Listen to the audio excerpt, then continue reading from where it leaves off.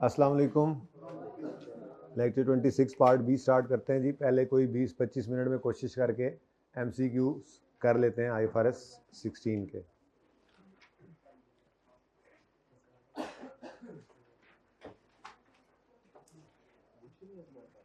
Which of the following statements are correct in context of IFRS 16?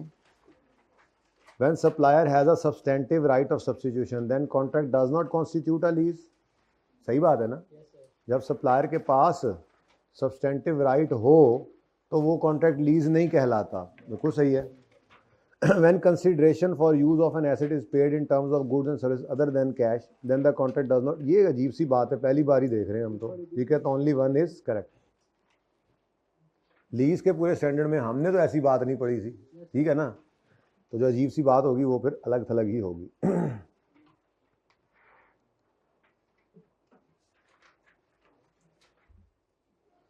ये कर ही लें फिर, थोड़ा सा FAR 1 का टच अब आ गया तो क्या करें, है जी? आपको कुछ याद है गियरिंग रेशो क्या होती थी और करंट रेशो क्या होती थी? नहीं याद तो मैं करवाता हूँ। अब ये कहना कि जी वो FAR 1 सर जी उन्होंने कर ली थी, कर सकते हैं वो टेस्ट, उन्होंने कहा हुआ है, ठीक है? पिछले पर्चे से कुछ भी टेस्ट कर सकते हैं वो। कभी कभी IS 8 को टेस्ट किया होता है उसने, 1-2 बार किया था उसने, ठीक है ना? करेक्शन ऑफ एरर तो आ ही रहा होता है। अच्छा जी, गियरिंग रेशो क्या हुआ करती थी? कोई नहीं, जितना आपने पढ़ा हुआ है वो काफ़ी है इंशाल्लाह। बस जी, गियरिंग रेशो क्या होती है? Long term loan, long term debt, long term loan divided by equity plus long term loan कर लें या सिर्फ इक्विटी कर लें, बात तो एक ही है। ज़रा समझने के लिए ये इक्विटी लिख लेते हैं, ठीक है? क्योंकि अगर नीचे लॉन्ग टर्म लोन आ भी जाए तो उससे फ़र्क नहीं होना पड़ता, वो तो दोनों तरफ सेम ही रहना है। और दूसरी होती है current ratio, current assets over. अच्छा, अब an entity acquires a property on lease, तो ये लेसी है। लेसी क्या एंट्री करता होता है लीज पर एसेट ले तो?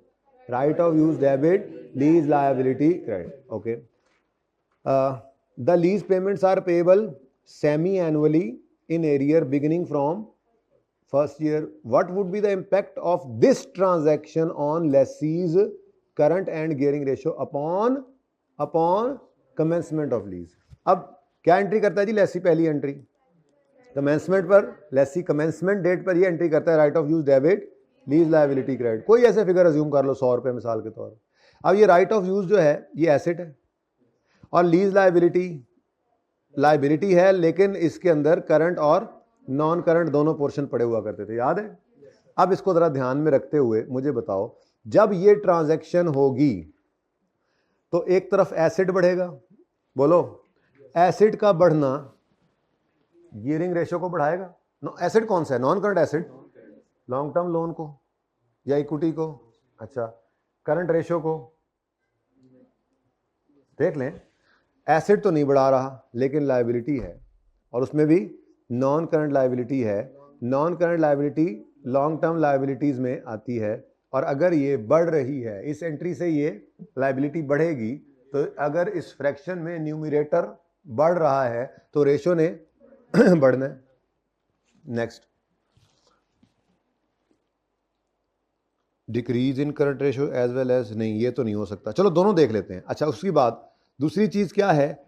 जब ये एंट्री हम करेंगे तो acid debit, right of use debit, lease liability जो क्रेडिट होना है, तो जब हमने तोड़ के बैलेंस शीट के अंदर नॉन करंट करंट को अलग करना है तो करंट लायबिलिटी भी बढ़ेगी। इस ट्रांजैक्शन करंट लायबिलिटी बढ़ेगी तो वो इस रेशो के इधर डिनोमिनेटर को बढ़ाएगी, और रेशियो फ्रैक्शन में डिनोमिनेटर अगर बढ़ेगा तो रेशो कम होगी। इसका मतलब इस ट्रांजैक्शन का जो असर मुझे नजर आ रहा है वो ये आ रहा है कि गियरिंग रेशो जो है वो बढ़ने लगी है और करंट रेशो कम होने लगी है। अब ऑप्शन देख लेते हैं, अगर कोई ये है तो अच्छी बात है, फिर आगे चल पड़ेंगे। डिक्रीज इन करंट रेशो ये तो ठीक था, बट डिक्रीज इन गियरिंग नहीं। Decrease in current ratio, increase in gearing, increase in current ratio, आगे ना जाओ, इंक्रीज इन करंट, आगे क्या जाना बताइए हमें? करंट रेशो क्या हो रही है? Decrease. B is the correct option. 23, Zamir Ansari is a car dealer. Cars are sold both on cash and finance lease basis. He has been selling a car at following terms, fair value given है, annual lease rentals in arrear, market rate और lease term. Requirement है what would be the effect on sale revenue and finance income if annual lease rentals are increased to 1.8 and all other terms remain the same। यानी कि आपको ये 2 number के MCQ के लिए 2 दफ़ा वर्किंग करनी पड़नी थी। वर्किंग से ही निकल आता है, पहली एंट्री ना भी करें तो ज़बानी कलामी, क्योंकि आपको पता है वो क्या कह रहा है, सेल रेवेन्यू पर क्या असर पड़ेगा। तो सेल आप किस पे बुक करते हैं, लोअर ऑफ फेयर वैल्यू और पीवी ऑफ एलपी। तो जब वर्किंग 1 2 लिखोगे तो उसके अंदर फेयर वैल्यू भी होगी और पीवी ऑफ एलपी भी होगी, एक दफ़ा इस किराए के साथ और एक दफ़ा इंक्रीज्ड किराए के साथ। तो आपको पता लग जाएगा कि सेल ने बढ़ना है या कम होना है। उसके बाद फाइनेंस इनकम, इंटरेस्ट, वही पहले दिन ही खड़े होकर निकाल लोगे ग्रॉस इन्वेस्टमेंट और नेट इन्वेस्टमेंट के फ़र्क से। तो दोनों के अंदर जो ज़्यादा होगा, अगर बढ़ रहा है तो आप इंक्रीज लिखोगे, नहीं तो डिक्रीज। यानी कि बड़े सुकून से, इत्मीनान से आपने 2 बार ये काम करना था। वर्किंग 1 में होता था कॉस्ट मुझे नहीं चाहिए, फेयर वैल्यू बिल्कुल चाहिए, वो कितनी है जी, 5000 लिख दूं, ओके। नेक्स्ट, ग्रॉस इन्वेस्टमेंट हुआ करती थी down payment plus rental plus GRV plus UGRV, ऐसे ही है ना। अब ना कोई डाउन पेमेंट है ना कोई जीआरवी यूजीआरवी है, तो चुप करके बताओ किराया है 1646, कितने किराए हैं, 4 साल, आंसर बताओ। अच्छा ये तो हो गया, ये तो क्या हो गया, लीज पेमेंट, और आगे क्या आ जाएगा, जीआरवी। डायरेक्ट लिख रहा हूं, इजाजत है ना, चलो। अच्छा अब नेट इन्वेस्टमेंट जब लेनी है, ये टोटल बता दो जी, टोटल बता ही दो, कोई बात नहीं, चलो 5000 था और ये कितना है 6584। अब नेट इन्वेस्टमेंट के लिए एरियर में कराए 1 माइनस, सारे एरियर में है ना, एरियर और मार्केट रेट, ओ डीलर है और लेसर है, तो मार्केट रेट भी गिवन है और मार्केट रेट भी गिवन है, मतलब एक ही है। अगर 2 होते तो मसला था, एक ही हो तो फिर यही यूज कर लेना है, ठीक है। तो 12% पर करो इसको, 1.12 raise to power -4 divided by 0.12 plus 0। अच्छा जी, तो अलग अलग बताना है इसका आंसर, क्योंकि सेल बुक करनी होती है ना इस पे जी। क्या आंसर बताया, 4999। अच्छा अगर इसको एमसीक्यू है तो एग्जैक्ट लिख लें तो ज़्यादा बेहतर है। 4999 पॉइंट कितना है, 47, तो 4999.5 हो गया, और 5 हो गया, कर लूँ, मेहरबानी, बाद में वरना आपने कहना था सर वो थोड़ा सा फर्क आ रहा है एंड पे, है ना जी। अच्छा चले, उसके बाद प्लस 0 और नेट इन्वेस्टमेंट आ गई जनाब। मुझे क्या पता, कॉस्ट नहीं थी ना गिवन, मुझे ज़रूरत भी नहीं है जी। ये कितना आ गया 5000, ठीक है जी। उसके बाद साथ ही मेरे ख्याल में हम यहाँ पर इंटरेस्ट निकाल लेते हैं, वो जिसको हम कहते थे अनअर्न्ड फाइनेंस इनकम, तो इंटरेस्ट ही होता था ना। चलो तो इंटरेस्ट कैसे निकलेगा, gross investment less net investment is equal to 1584। अब मुझे नहीं पता कि बाद में क्या होना है, दूसरा मामला करना पड़ेगा ना। ये तो इस किराए के हिसाब से सारा कुछ आ गया। वैसे अगर इस किराए की बात करें तो अब सेल बुक होनी है लोअर ऑफ फेयर वैल्यू और पीवी ऑफ एलपी, तो वो 5000 पे सेल बुक होनी है, और इंटरेस्ट इनकम कितनी है 1584। अब वो कहता है कि सारा कुछ सेम रहे लेकिन किराया इंक्रीज होकर, रेंटल इंक्रीज होकर 18 लाख हो जाए, तो बताओ क्या असर पड़ेगा नीचे वाली चीजों पे। तो 2 ही चीजें असल में, वो बल्कि ऊपर ही उसने बोला था, सेल रेवेन्यू और इंटरेस्ट इनकम पे क्या असर पड़ना है। तो 1 मिनट लगना है, फटाफट करें। कॉस्ट नहीं पता, जरूरत भी नहीं है, फेयर वैल्यू 5000 ही है, और किराया 1800 हो जाए तो 4 कराएंगे, बाकी सब तो सेम रखा ना उसने जी, प्लस 0, ये फिर भी 0 चल रहा है जी, 7200। उसके बाद नेट इन्वेस्टमेंट के लिए आपने 1800 को पकड़ना है, रेट शेट सब कुछ वैसा ही है, 1 minus 1.12 raise to power -4 divided by 0.12। भाई ज़रा उसको बुला ले, नदीम को, वैसे मैंने कहा तो था लेकिन शायद भूल जाए, सर से वैसे मैं पूछ के भी आया हूँ, जैसे ही सर निकलेंगे एमसीक्यू को रह गया हुआ तो हम बस कर देंगे, ठीक है ना, ताकि वो फिर सिर्फ IAS 38 अलग थलग जो चीज़ है सिर्फ वो ही आपको आपके लिए पढ़ने वाली रह जाए। ओके जी बच्चों, नेट इन्वेस्टमेंट कितनी 5467 प्लस 0 इज इक्वल टू 5467। अच्छा, उसके बाद interest 722 minus 5467 is equal to done जी। अब हमने उसूल सर आसिफ, इन्होंने बुलाया ना, सर आसिफ जैसे ही निकले ना मैं फिर क्लास के लिए बता देना, ठीक है? तो सर नमाज पे गए। अच्छा जी, अब हमारा उसूल क्या है, हमने सेल को बुक करना होता है लोअर ऑफ फेयर वैल्यू या पीवी ऑफ एलपी। तो इन दोनों में लोअर कौन सा है? 5000, यानी एक ही है ना, सेम ही है ना। तो सेल तो बुक हुई हमारी इस केस में 5000 रुपये, और इंटरेस्ट इनकम कितनी आ रही है? 1584। दूसरे केस में गए तो उसूल क्या है, सेल बुक होती है फेयर वैल्यू और पीवी ऑफ एलपी में से जो लोअर हो। तो लोअर क्या है? 5000, तो सेल फिर भी उसी पर रही।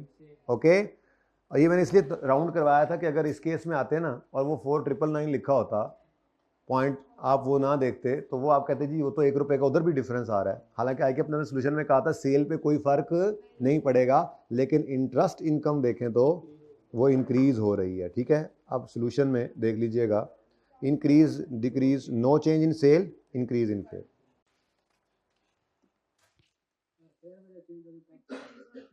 फेयर वैल्यू ले जी ले, ये एमसीक्यू नंबर कौन सा है?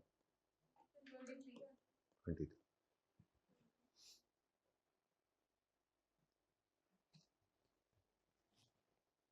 बेटा सवाल बदलेगा तो बहुत सारी चीजें बदलेंगी, फिलहाल इस सवाल का तो यही आंसर है। चले आगे।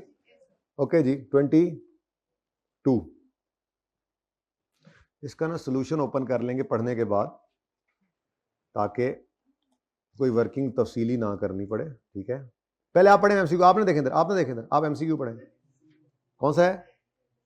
कौन सा है? 22।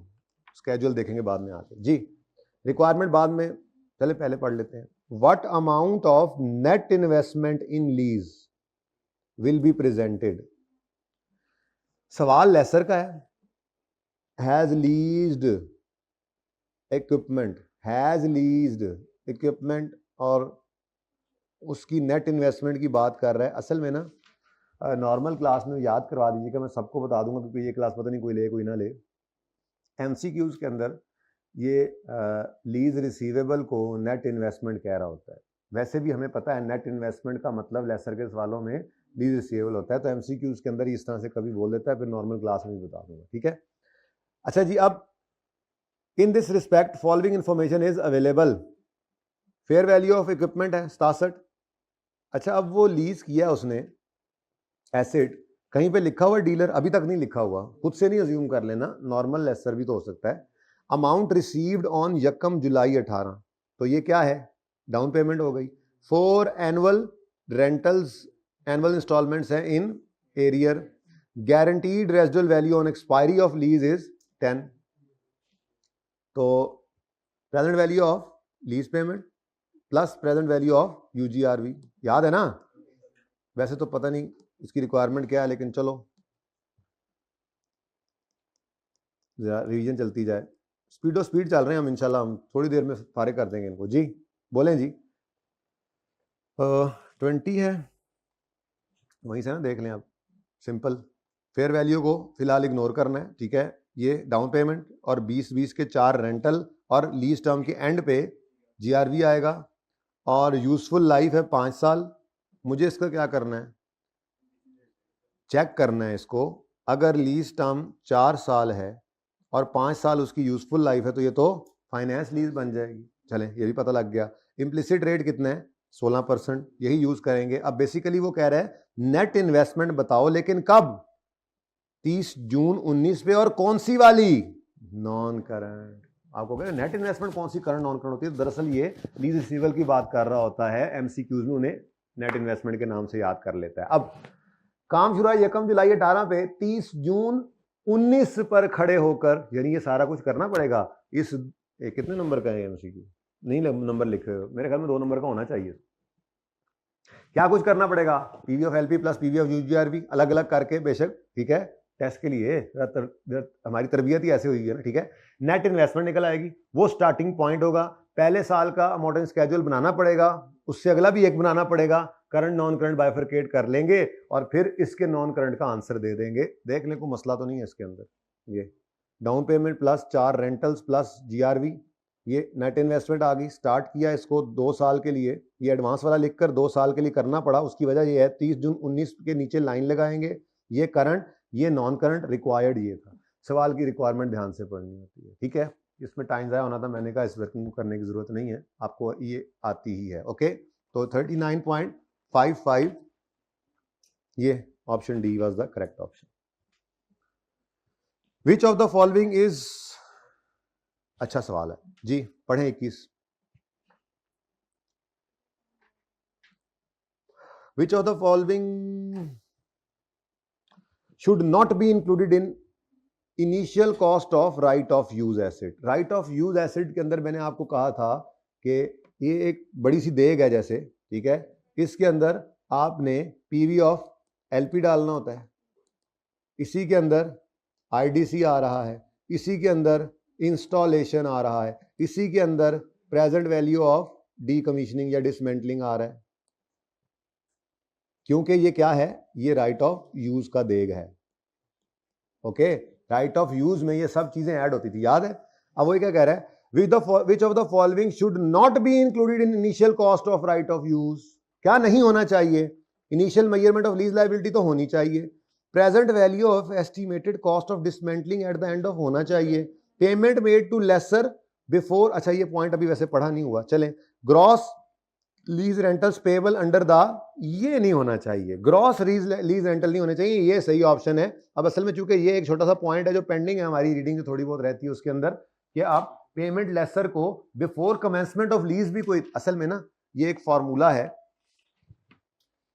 ये यहां पर जो आपकी अंग्रेजी लिखी जो अभी तक रहती है पढ़ाने से, वो ये है। यहां पर अगर आप देखेंगे ना, ये क्या लिखा हुआ है, cost of right of use में होना चाहिए ये सब कुछ, lease liability, lease payment before commencement, ये अभी पढ़ाया नहीं है, ठीक है, लेस एनी इंसेंटिव, सिर्फ इंसेंटिव की बात की हुई है, आईडीसी हो, एस्टिमेटेड कॉस्ट ऑफ डिसमेंटलिंग हो, कुछ बातें कर दी थी, कुछ इसमें चूंकि रहती हैं, अभी ये कंप्लीट नहीं हुआ, ये वो वाला पॉइंट है, ये वो वाला पॉइंट है जो चूंकि अभी पढ़ाया नहीं हुआ, इसलिए ये एमसीक्यू अभी किया नहीं जा सकता था। जब पढ़ लेंगे तो एमसीक्यू मैंने पहले ही करवा दिया है, यानी ये राइट ऑफ यूज में होना चाहिए। कोई भी चीज बिफोर, लेसर को ही पे किया ना लेसी ने बिफोर कमेंसमेंट, तो वो भी इसके अंदर होनी चाहिए, वो भी तो लेसर को ही पे किया है। बस ये बात जब पढ़ेंगे तो वहां से ओके हो जाएगा, एमसीक्यू तो टिक कर लेना, ठीक है। ये चीज राइट ऑफ यूज में होनी चाहिए। उसने कहा था कौन सी चीज नहीं हो, तो ये कोई ऐसी चीज नहीं हमने देखी। अब तो मैं चारों चीजें ही पढ़ाया हूं, यही तो पढ़ा हुआ है असल में, right of use, initial measurement of right of use, not lease liability, initial measurement of right of use. क्या क्या राइट ऑफ यूज की इनिशियल कॉस्ट में होना चाहिए, cost of right of use shall comprise of lease liability, initial measurement वही PV of LP, फिर ये any payment made before commencement, चलो याद तो होगी अब, ठीक है, less any lease incentive receive, अगर लीज इंसेंटिव रिसीव कर रहे हो तो वो हम पहली पेमेंट में से ही नेट कर देते थे, याद है। फिर इनिशियल डायरेक्ट कॉस्ट, फिर estimate of cost to be incurred by lessee in dismantling and removing the underlying asset, restoring the site, वही वाली बात है, पीवी ऑफ डिसमेंटलिंग कॉस्ट। तो ये चार चीजें इसके अंदर होनी चाहिए। ओके, तो उसने कहा था कौन सी नहीं होनी चाहिए, तो एक हमने पढ़ी हुई नहीं थी। चले नेक्स्ट। ओह अल्लाह, ये अब मैं करवाऊंगा भला? ये तो आप खुद करेंगे, असल में ये खुद नहीं करेंगे बल्कि इसको टिक करेंगे, क्योंकि ये सवाल है जो हमने किया हुआ है, ठीक है ना, पूरा सवाल ही किया हुआ, तो उसी के अंदर से ही ये आई कैप ने निकाल के एमसीक्यू बनाया हुआ। आई कैप का पास पेपर है, ये आई कैप का एमसीक्यू है। ओके, कर लेंगे ना, 19 पे आए।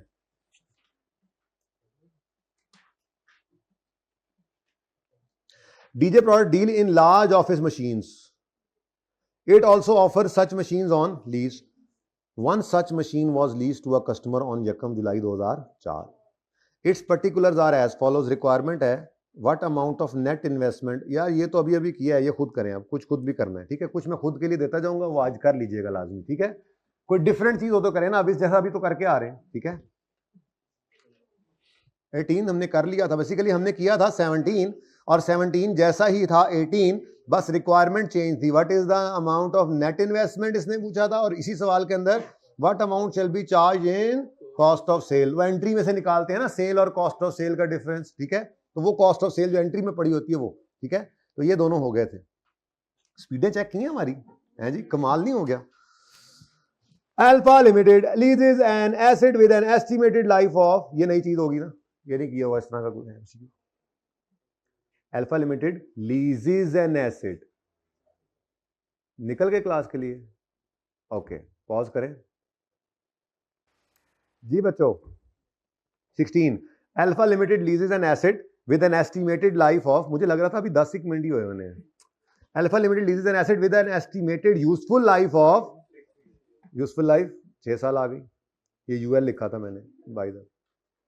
Next, for an initial period of 5 years and an optional secondary period of 2 years during which a nominal rental will be payable। तो लीज टर्म नॉमिनल रेंटल है तो 7 years कर लें। The present value of initial period lease payment is 8,70,000। पता नहीं क्या कहानियां दिए जा रहा है। What will be the carrying amount of asset in Alpha's statement of financial position at the end of second year of lease. मेरे ख्याल में तो वो डेप्रिसिएशन करवाने की लाइफ शाइफ दे रहा था, ठीक है। मुझे ये बताओ ओनरशिप विल ट्रांसफर है या विल नॉट ट्रांसफर है, क्योंकि सवाल में कहीं लिखा नहीं हुआ। वैसे तो अच्छा, ओनरशिप विल ट्रांसफर भी अज्यूम कर सकता है कोई बच्चा, क्यों कहेगा कि जी अगर 2 साल के लिए समझो ऐसे मुफ्त में ही हमें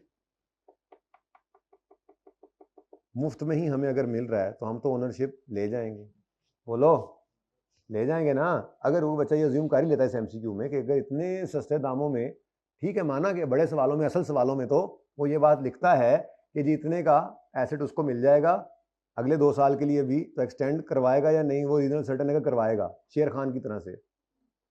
ऐसी बात नहीं लिखी हुई, तो कोई बच्चा खुद से भी अज्यूम करके कहता है जी ओनरशिप तो फिर भी नहीं है यार, ये तो एडिशनल टाइम ही है। हाँ सही है, ठीक है जी, 6 साल और 7 साल है। ऐसा मुमकिन था, शेर खान वाले आखिरी सवाल के अंदर ये सिचुएशन भी आई थी कि हमारा एसेट 6 साल की लाइफ रखता था और लीज पे 7 साल के लिए ले गया, तो हमने कहा था जी शायद उस पर पैसे नहीं हो, कहता किस्तें लंबी कर दो, बेशक एसेट चाहे 6 साल के ही लिए इस्तेमाल में है, किस्तें 7-8 साल की बना दो, ये हमने देखा था, ठीक है। अब इसका मतलब ये है कि आपने अगर खामोशी का केस है तो शॉर्टर के ऊपर लेकर चलना है, लीज टर्म पे तो कर नहीं सकते। यूजफुल लाइफ या लीज टर्म में से जो शॉर्टर हो उसको लेना है, और वो क्या है 6 साल, 7 साल को नहीं करना। अब रिक्वायरमेंट जरा डिफरेंट किस्म की थी। राइट ऑफ यूज लेस करेंगे इसमें से एक्यूमुलेटेड डेप्रीसिएशन, किस दिन तक की बुक वैल्यू मांग रहा है वो, सेकंड ईयर। अब मुझे बताओ राइट ऑफ यूज की अमाउंट तो निकालनी नहीं पड़ेगी। वो कह रहा है the present value of initial period lease payment is, यानी कि पीवी ऑफ एलपी गिवन है, और सवाल में ना कोई आईडीसी, ना कोई इंस्टॉलेशन, ना कोई डी इंस्टॉलेशन, तो फिर यही राइट ऑफ यूज होता था ना। बस तैयारी आपकी टॉपिक की हो तो ये छोटी मोटी आप फनकारियां उसकी चेक कर ही लेते हैं। वैसे अब पास पेपर वाले एमसीक्यूज खत्म हो गए, आपको पता है वो बड़े क्लियर थे, तो ये भाई के भी किताब के अंदर पढ़े हुए एमसीक्यूज कभी कभी थोड़े बहुत होते हैं इस तरह से जी। 580 को डिवाइड करेंगे किससे, शॉर्टर से नहीं, 6 से नहीं डिवाइड करेंगे। अच्छा ओ अच्छा, आई एम सॉरी, हाँ वही 870 किसी ने बोला था आंसर, तो मैं वो आंसर ही लिख दिया जी। बोले डिवाइड बाय 6, ये 1 साल की डेप्रिसिएशन है, ठीक है। हमने 2 साल के एंड पे लेके जाना है तो इंटू 2 कर दें, 290, तो ये 580 आ गया, और यही आंसर था बेटा, ये आंसर था, ठीक है जी। चलें नोट करें, नीचे वाला नोट करना है तो रहा तो नहीं क्या, ये तो अच्छा जी पुराना है, ये लें। अगला एमसीक्यू देखें, आप पहले से टिक हुआ हुआ है, क्यों जी, क्यों टिक हुआ हुआ है, ये वही क्वेश्चन है आपका पास पेपर वाला, स्पीडें चेक करें हमारी, बस ये एमसीक्यू एक है 14। हाँ नोट कर रहे हैं,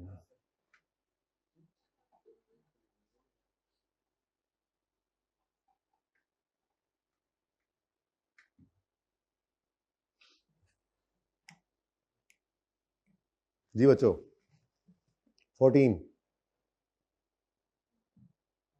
रिक्वायरमेंट छुपा के मैं बहुत सारा कुछ करवा देता हूँ, फिर एंड पे बताऊंगा वो हो रिक्वायरमेंट तो ये थी। चले जरा रिवीजन हो जाए जल्दी जल्दी जी। Faheem limited leased out its building on यकम जनवरी 11 लेसर है, अंडर ऑपरेटिंग लीज खुद ही बता दिया उसने। The carrying value of building is 239 and its remaining life is 25 साल। लो जी, अगर डेप्रीसिएशन निकालनी पड़े लेसर को तो कॉस्ट अवेलेबल अभी तक नहीं है, तो रिमेनिंग लाइफ को ही पकड़ लेगा, ये बुक वैल्यू को ही पकड़ लेगा।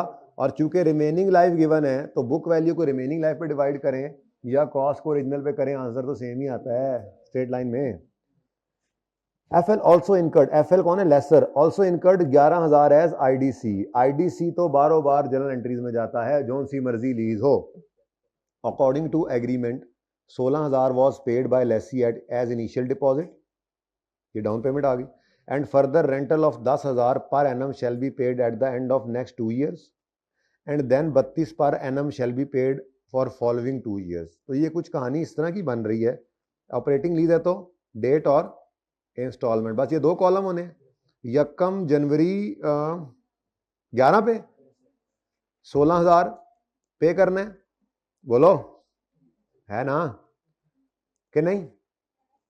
उसके बाद 31 दिसंबर 11 और 31 दिसंबर 12, इस पर 10-10 पे करना है। 31 दिसंबर 13 और 31 दिसंबर 14 पर क्या पे करना है जी? हैं? टोटल 32 या 32? 32। अब ये तो ऑपरेटिंग लीज है ना, तो हमने तो बराबर करना है, ठीक है? कितना टोटल? 100। तो रेंटल इनकम पर ईयर 4 साल है ना, ये 11, 12, 13 और 14 4 साल हैं, तो divide by 4 is equal to ₹25 per annum, ठीक है? ये क्या है जी? इनकम, ये कमाया, आया कमाया, वही वाला काम चलेगा, पता नहीं क्या होना है। चलो एंट्रीज करते हैं। अब मैं रिक्वायरमेंट छुपाई हुई है आपसे। बुक वैल्यू एसेट की कितनी है? 239, ठीक है? अब कॉस्ट होती तो मैं एंट्री करके वो भी दिखा देता, मजबूरी है मेरी, ठीक है? मैं बुक वैल्यू सिर्फ दिखा सकता हूं आपको। उसके बाद ये एसेट ऑपरेटिंग लीज पे दिया है और मोहतरम लेसर साहब ने आईडीसी 11,000 की इनकर की है। मैं भूल रहा हूं आईडीसी, लेसर की आईडीसी ऑपरेटिंग लीज वाली, और ये शुरू में की थी, आसान था इसलिए शुरू में की थी, भूल नहीं जाना। इसकी एंट्री क्या थी? पीपीई डेबिट, कैश क्रेडिट, और उसके बाद ये करता होता था पीपीई को यूजफुल लाइफ पे डेप्रीशिएट और आईडीसी को लीज टर्म पे। यादें ताजा हो रही है कुछ? उसके बाद अगला काम वही शुरू कर दो।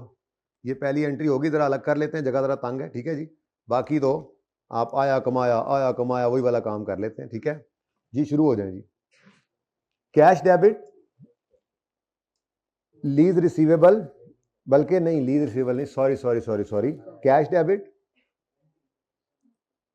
एंड पे, चलो कर लो, मैं पहले लिख देता हूं। रेंट रिसीवेबल क्रेडिट कितने से जी? 16 से। नेक्स्ट, उसके बाद अब अपना काम शुरू कर दो। ये तो डाउन पेमेंट की तरह से हो गया ना, इसलिए इसको अलग रख लिया, बाकी अपनी रूटीन वही रखो, ठीक है? कैश आया कितना जी? 10, 31 दिसंबर पे, और रेंट कमाया, इनकम ही लिख लेता हूं, रेंटल इनकम की जगह इनकम लिख लेता हूं, ठीक है? इनकम कितना जी? 25। दरमियान में क्या करते थे? रेंट रिसीवेबल, जगह ही तंग हो गई, रेंट रिसीवेबल, और उसके बाद रेंट रिसीवेबल साथ साथ ही करते जाते हैं, जगह तंग है जरा। इनकम क्रेडिट कितने से जी? 25 से। उसके बाद कैश आया, बोलो कितना? कैश डेबिट काफी नहीं है, काफी साल, इस साल की एंट्रीज हो गई, बस एक एंट्री रह गई अब डेप्रीसिएशन की, और सही है ना? ये 11 की एंट्री होगी ना पहली। आईडीसी की एसेट की कॉस्ट कितनी है पता नहीं है मुझे, मैं मजबूर हूं इसलिए मैं वो एंट्री नहीं कर रहा, ठीक है? एसेट आईडीसी की एंट्री की हमने, उसके बाद ये आया और ये कमाया। इस दिन कोई कमा नहीं लिया था, ये सिर्फ डाउन पेमेंट ही थी, इसलिए ये 3 एंट्रीज आ गई। अब डेप्रीसिएशन की बारी आती है तो 239 की बुक वैल्यू ही है, उसको रिमेनिंग लाइफ गिवन है, उस पर कर दो, कोई मसला। और आईडीसी कितना है? 11, इसकी लाइफ कितनी बनेगी, लीज टर्म कितनी थी 4 साल, तो डिवाइड बाय 4, आंसर बताओ जी 12.3 एक्यूमुलेटेड डेप्रिसिएशन। लेकिन पता नहीं रिक्वायरमेंट क्या थी, मैं तो ऐसे जज्बात में आपको रिवाइज कराते ही चला गया। सवाल की रिक्वायरमेंट क्या है, सवाल की requirement what amount of lease income, ये ऑपरेटिंग लीज है तो सिर्फ ये करना था। अच्छा जरा चेक कर लें, आंसर सी ऑप्शन ही है। और ये सिर्फ डिब्बा था, वर्किंग करनी थी, वो भी कैलकुलेटर पे ही कर लेते, कोई मसला नहीं था। ठीक है, एमसीक्यू है, वर्किंग के कोई मार्क्स नहीं होते, ऐसे जरा टाइम जाया किया आपको, लेकिन जरा रिवीजन होगी ना।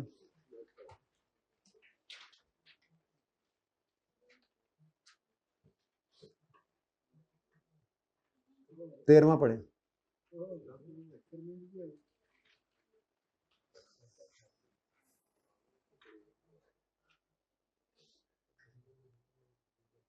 A company leases a computer with legal title of asset passing after 4 years. The company uses usually depreciate computer over 6 years.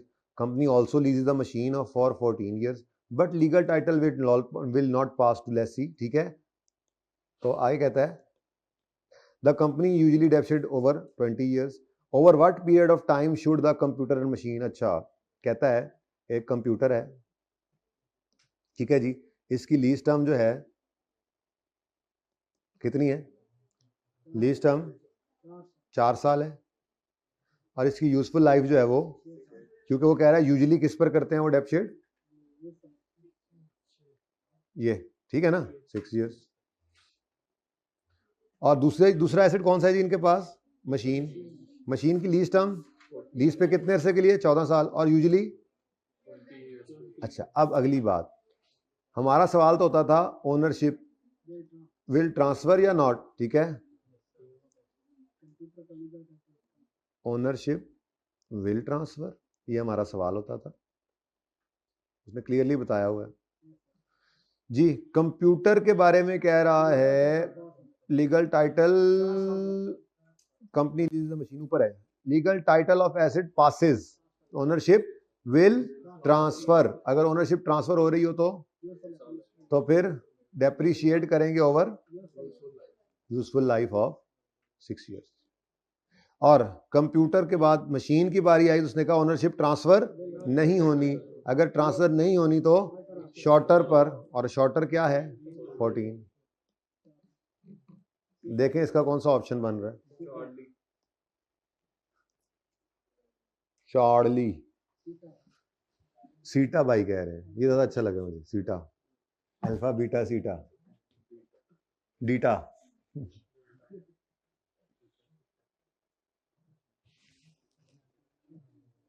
Next,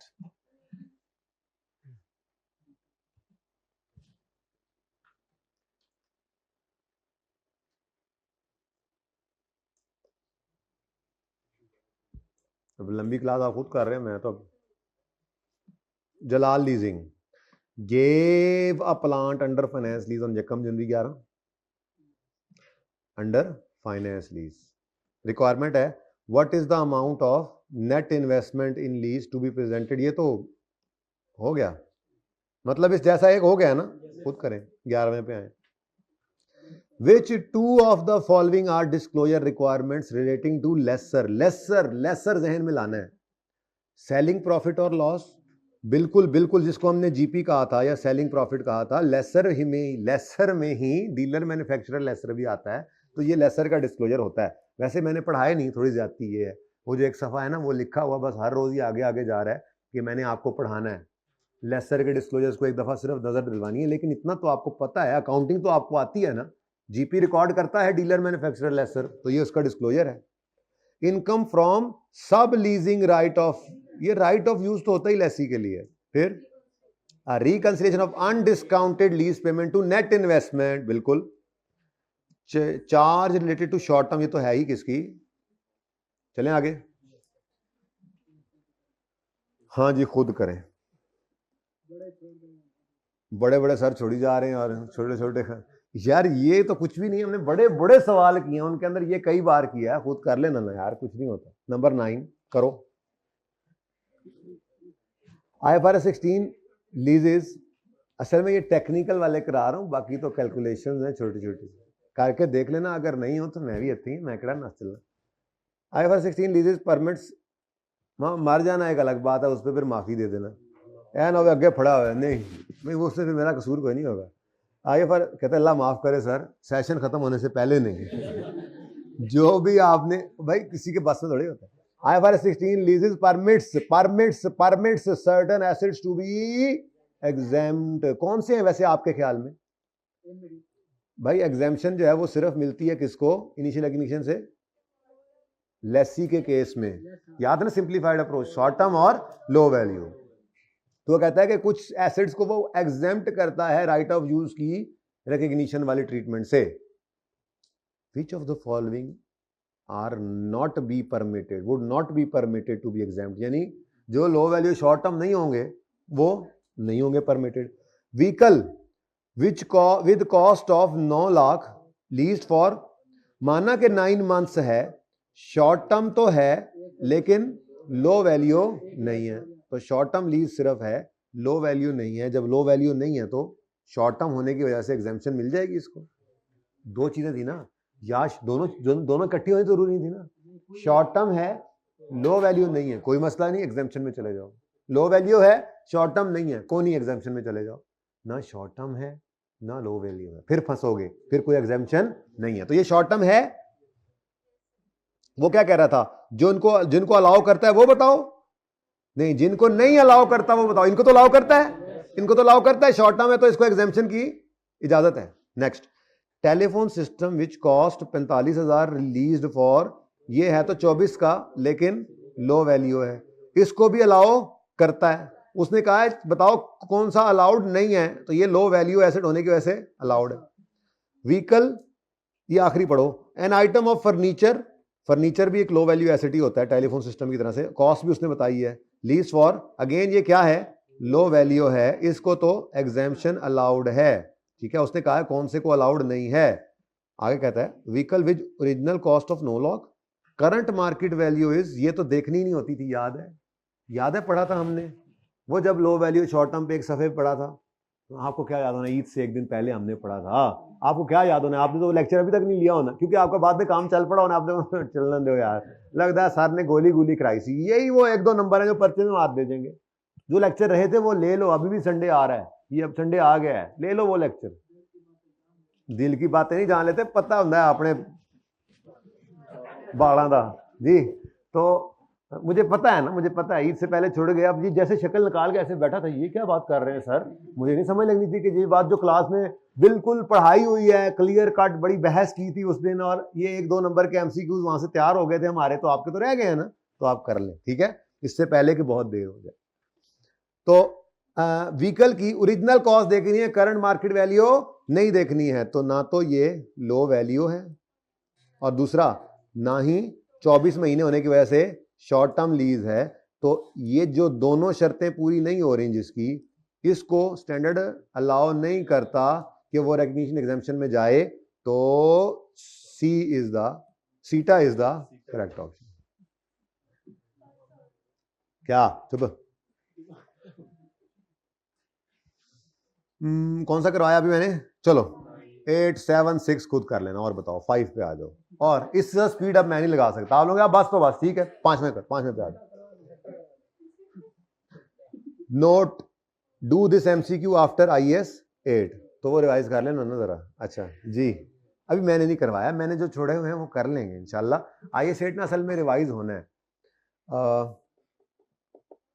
आगे एक टॉपिक में बहरहाल जाके मुझे थोड़ा सा ये रिवाइज करवाना पड़ेगा। एक सवाल हमने किया था, आपको याद होगा, फखर लिमिटेड, आप लोगों ने, बल्कि मैं यूं नहीं कहूँगा हमने किया था, आप जहाँ भी पढ़े होंगे फखर लिमिटेड, आई कैप के क्वेश्चन बैंक या पास पेपर के अंदर IAS 8 का सवाल है। वो आधा सवाल है, एक एडजस्टमेंट उसमें इन्वेस्टमेंट प्रॉपर्टी की थी, एक एडजस्टमेंट उसमें लीज की थी। असल में वो FAR 2 में जब IAS 8 होता था तब का सवाल है। तो अब वो IAS 8 का सवाल उस लीज वाली एडजस्टमेंट समेत हम यहाँ पे करेंगे इंशाल्लाह। उसमें IAS 8 भी रिवाइज हो जाएगा हमारा, तो सवाल तो किया हुआ है लेकिन लीज की एडजस्टमेंट के साथ हो जाएगा, ठीक है ना। तो जब वो हो जाएगा तो फिर आपका IAS 8 मैं FAR 2 में भी रिवाइज करवा चुका हूँ, फिर आप आगे से MCQ कर लीजिएगा, ठीक है। 5 पे आए, 5 पे। On 1st April 17, Pink Limited entered into a 5-year lease agreement for a machine with an estimated life of 7 salts. थोड़ा कॉन्फिडेंस आता है एमसीक्यूज करके कि यार एमसीक्यू तक जब बंदे को समझ आ रहा हो ना किसी टॉपिक का, तो मतलब ये कि हम डीप डाउन जा चुके हैं, उस टॉपिक को अच्छे तरीके से खंगाल चुके हैं। सारे एमसीक्यूज आपके सामने हैं, कुछ खुद करने हैं और एक पेंडिंग करवाया है सिर्फ कि ये आप आईएएस हेड की रिवीजन के बाद कर लेना। जो खुद करने हैं वो आप इंशाल्लाह करोगे, सिंपल कैलकुलेशंस हैं, बस रिक्वायरमेंट ध्यान से पढ़ना इंपॉर्टेंट होता है एमसीक्यू में। ठीक है, ठीक है भाई। ये कान में लेक्चर लगा के सुन रहे हो मेरा? क्लासेस वाले भाई, संडे की रिवीजन क्लास है। अभी तुम यहाँ पे बैठ के पिछली क्लास ले रहे हो या अगली क्लास ले रहे हो? खुदा का नाम लो, निकालो इसको। इधर तुम बिजनेसमैन। अच्छा, किसी को लेक्चर अगर सुनवा रहे थे और वो घर बैठ के सुन रहे तो फिर लगा लो। हाँ होता है ना होता है ना, किसी ने कहा यार मैं बहुत थका हूँ उस्ताद जी, मैं कॉल करूंगा यार, तू ऑन कर ले यार, मैं लेक्चर सुन लूंगा। ऐसा कोई हो सकता है? बेशक, मुझे उसमें मुझे कोई एतराज नहीं है। अच्छा जी, Which of the following conditions require the machine to be depreciated over? हाँ जी, एंटर हुए हैं 5 ईयर लीज एग्रीमेंट में मशीन के लिए, और लेकिन मशीन को कब आप जो है वो 7 साल पे डेप्रिशिएट कर सकते हैं। पीएल ने एक लीज पर मशीन ली है, ठीक है जी। अच्छा, पीएल, अगर पीएल के पास ऑप्शन है to extend the lease for 2 years at market rental, मेरे ख्याल में मार्केट रेंटल पे कोई करे तो एक्सटेंड, तो वो तो वहीं पे देखना पड़ेगा, कोई इतना क्लियर नहीं है मेरे ख्याल से, तो ये नहीं है। PL has option to purchase asset at market value at the end of, ये भी ऑप्शन है, नो डाउट ऑप्शन है, लेकिन मेरे ख्याल में ऐसे ऑप्शन को देखने के लिए उस पीरियड का एंड देखना पड़ेगा। 5 साल गुजरने पर ही देखेंगे। जब 5 साल गुजरने पर मार्केट प्राइस पर ही एसेट मिलना है या मार्केट रेंटल पे ही मिलना है, तो फिर उस वक्त डिसाइड करेंगे कोई हमें इसकी जरूरत है या नहीं है। जरूरत महसूस करेंगे तो उस वक्त एक्सटेंड कर लेंगे, आज खड़े होकर क्लियर नहीं हो सकते। हाँ, अगर ये मिनिमम कॉस्ट पे एक्सटेंशन मिल रही होती तो फिर हमें शक होता। Ownership of asset passes to PL at the end of, ये तो मुफ्त में कह रहा है। अगर ओनरशिप ने ट्रांसफर ही हो जाना है तो फिर 5 ईयर्स लीज एग्रीमेंट हो पड़ा। आपको पता है ओनरशिप विल ट्रांसफर में हम यूजफुल लाइफ पे डेप्रिशिएट करते हैं, जो कि 7 साल है। मुझे यही ऑप्शन सही लग रहा है। वो कहता है पीएल की पॉलिसी है कि वो जो भी एसेट, ऐसे नहीं, फजूल बातें ना करो यार, सीटा इज द करेक्ट ऑप्शन। हाँ ना, मुझे पसंद है ना सीटा वाला, ठीक है। हाँ, एक और खुद करने वाला आ गया, रीटा, इसका नाम रीटा है। अच्छा, फ्री पे आ जाए, कर लेना ये खुद खुद खुद खुद खुद खुद कार। बस बस एक एमसीक्यू रहेगा। ऊपर वाले पता है क्या है? ये आसान है, खुद करने हैं आपने, ये लो। नहीं, ये इंपॉर्टेंट है। जो बैठा है, मैं पढ़ के आया हूँ, अभी मैं बैठा वही 10 मिनट लेट इसीलिए आया हूँ, मैं बैठा पढ़ रहा था कौन सा करवाना है कौन सा गुजारना है।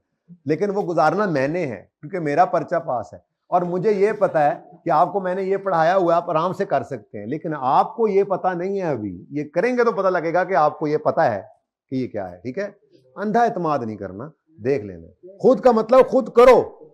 नंबर 3, ये इंपॉर्टेंट है। IFRS 16 leases permits certain asset to be exempt from. अच्छा, ये तो पढ़ा है, लेकिन इसमें ना, उसमें उसने कहा था बताओ भला किसको वो नहीं इजाजत देते। नॉट, ये वो उसने कान यूं पकड़ा हुआ था, ये कान इसने सीधा पकड़ा हुआ। ठीक है, पढ़ो। परमिट करता है एग्जेम्पशन राइट ऑफ यूज की। Which of the following would be permitted to be exempt? A used motor vehicle with an original cost of 15 and current. भाई करंट को नहीं देखना। Lease term short term lease है, ये short term lease है नहीं, क्योंकि लीज टर्म 24 महीने। लो वैल्यू एसेट है, करंट मार्केट वैल्यू नहीं देखनी, ओरिजिनल। ठीक है, तो अगर ये दोनों बातें नहीं है तो क्या इसको परमिट करेंगे टू बी एग्जाम्ड? नहीं, इसको नहीं करेंगे। उसने कहा है किसको परमिट करना है, ये ऑप्शन सही नहीं है। आ न्यू व्हीकल, लो वैल्यू तो नहीं है, लो वैल्यू तो नहीं है, पढ़ते ही पता लग गया, व्हीकल आ गया। With a cost of 15, least for. तो ये दोबारा लिखा क्यों? अच्छा, ऊपर ये वाली फनकारी थी ना, ये वाली करंट फेयर वैल्यू देके बच्चे को परेशान करने की कोशिश की थी कि एमसीक्यू में बच्चा धोखा खा जाए। बच्चों ने तो धोखा नहीं खाया, बच्चों ने तो वो लेक्चर लिया था ईद से 1 दिन पहले वाला, घर थे तो घर पे ले लिया था। अच्छा, A new motor vehicle with a cost of 15 lease for 24 short term तो नहीं है, शॉर्ट टर्म लीज तो नहीं है।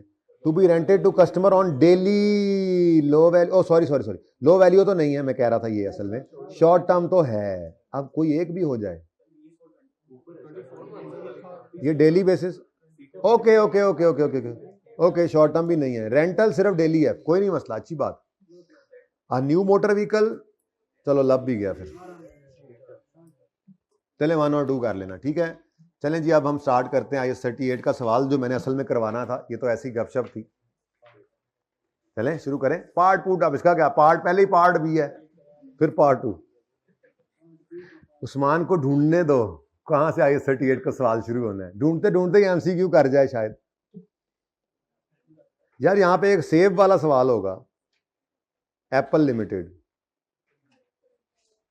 अच्छा वैसे एक बात बताऊं, असूली तौर पे ना ये सवाल मुझे करवाना चाहिए था जब आप कंसोलिडेशन कर लेते, लेकिन एक सुनो सुनो सुनो, लेकिन एक छोटी सी बात है, गुडविल की कैलकुलेशन सिखानी है, उस तरीके से नहीं सिखानी जैसे हमने कंसोलिडेशन में सीखनी है, वो प्रॉपर तरीका होगा हमारा, लेजर बना करेगा, हर सवाल में वैसे करेंगे। फिलहाल जुगाड़ लगा के समझा देता हूं, सिर्फ वो चुप कर जाओ।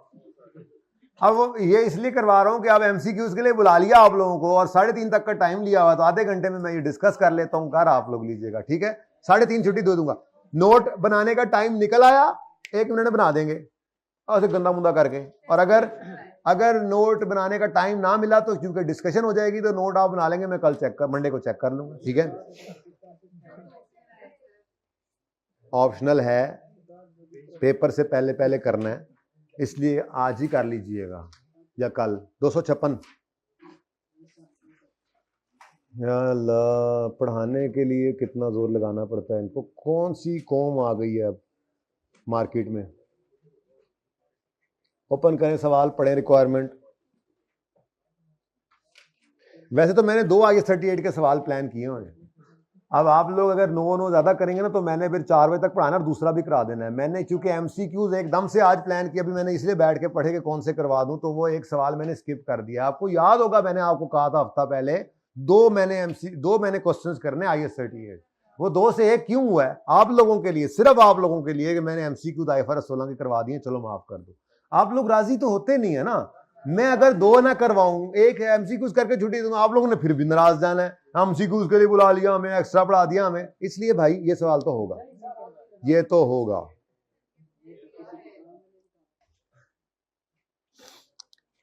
रिक्वायरमेंट पढ़ो।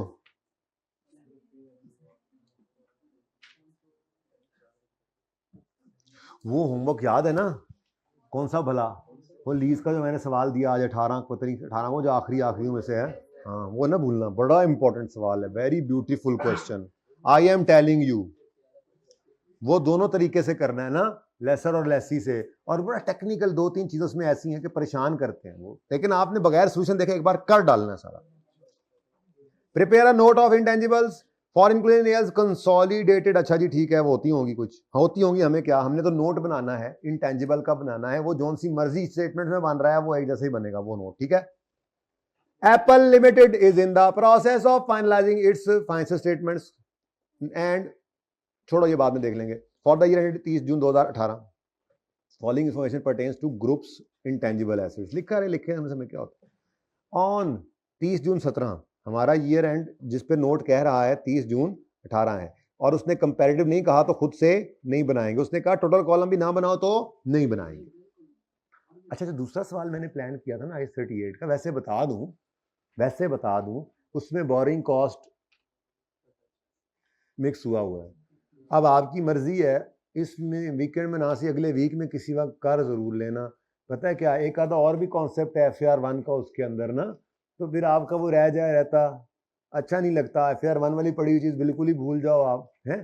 तो मेरा दिल तो ये है, वो सवाल मैं बता दूंगा फिर किसी वक्त एंड पे रिजल्ट के बाद भी कर सकते हैं, लेकिन आपको बता दूंगा कि वो सवाल ऐसा है कि घर नहीं जाना जब तक सेशन एंड करने का, घर नहीं मुझे जाने देना जब तक मैं वो सवाल ना कराऊं, बता दूंगा इसलिए आपको। अच्छा जी, Apple is in the process of finalizing financial statements. Following information pertains to the groups of intangible assets on 30 June 17।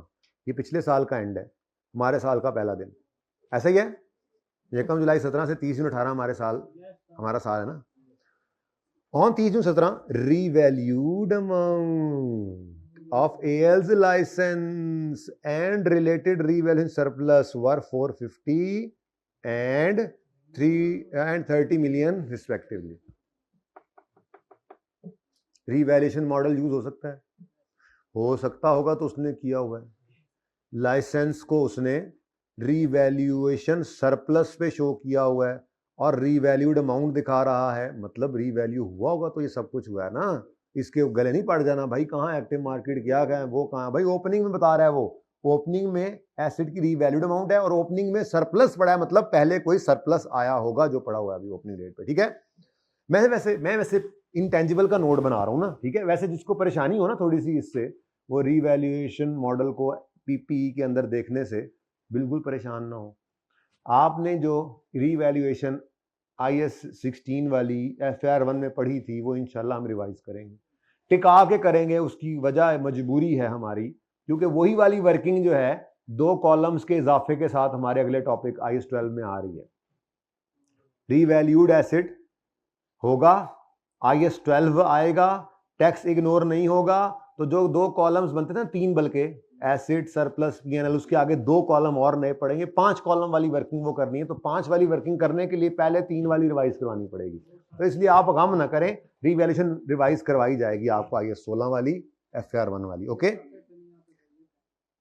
बस फिर अब ये तुम्हारे मसाइल, अब मैं इनका क्या करूं। अच्छा जी, ये तो हमारे पास जी ओपनिंग पड़ा है।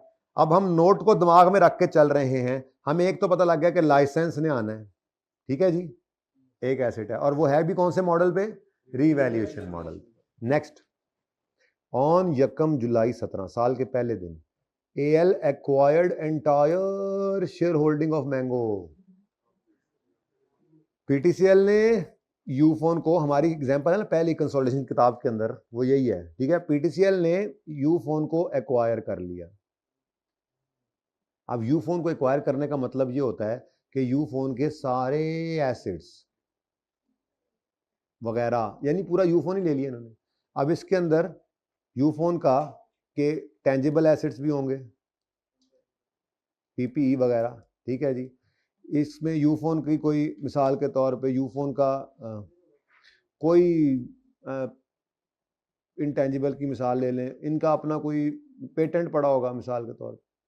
अच्छा, उसके बाद और कुछ भी नहीं नज़र आ रहा था, लेकिन यूफोन ने मिसाल के तौर पे कहा कि जी हमारे टेंजिबल एसेट्स जो हैं वो 100 रुपये के थे, हमारा पेटेंट जो है मिसाल के तौर पे वो 50 रुपये का है, लेकिन हम आपको यूफोन बेचेंगे 300 रुपये की। तो हमने कहा यार पागल हो, हमने कहा जी 150 हमारा गुडविल का। इस तरह की ज़रा कैलकुलेशन होनी है। अब एक बात जो आपको नहीं पढ़ाई गई, पेंडिंग है आपके एंड पे नहीं, मेरे एंड पे, वैसे तो बहुत अच्छी समझ आएगी उसकी इंशाल्लाह जब कंसोलिडेशन कर चुके होंगे, लेकिन स्टिल वो जो बिजनेस कॉम्बिनेशन यहाँ से छोड़ा था, आपको याद होगा जब थेरी शेरियाँ पढ़ रहे थे, याद है? वो जब नहीं याद, मैं याद करवाने के लिए तो इधर आया हूँ, मेरा काम ही क्या है ये याद दहानी कराते रहना।